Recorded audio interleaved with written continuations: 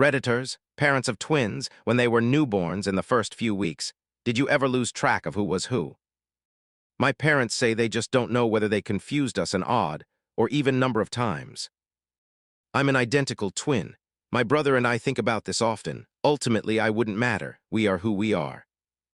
Our parents did admit to double feeding one and not feeding the other a few times, though. On the night they were born, I thought, what if we put them back in the wrong beds and forget who is who? They are boy-girl twins. I think we could have figured it out.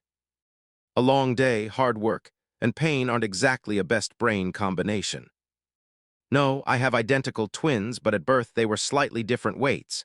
When you're a newborn, a few ounces makes a difference. And their hair was different. It grew in the same eventually. But now when I look back at pictures from when they were 1 and 2 years old, sometimes it's hard for me to tell. No, my identical twins were born 200 grams apart, a small amount but noticeable when born prem, and being 10% of the bigger twin's weight. One twin was also in the middle of my uterus and came out with a more rounded head. The other twin was squished off to the side, so had a more narrow head. I could always tell them apart when they were together, but when apart it was sometimes hard to know who was who. From the preschool years onwards, there's no tricking me on who is who, despite some of their attempts. I can say with 100% certainty that my parents never confused me and my twin.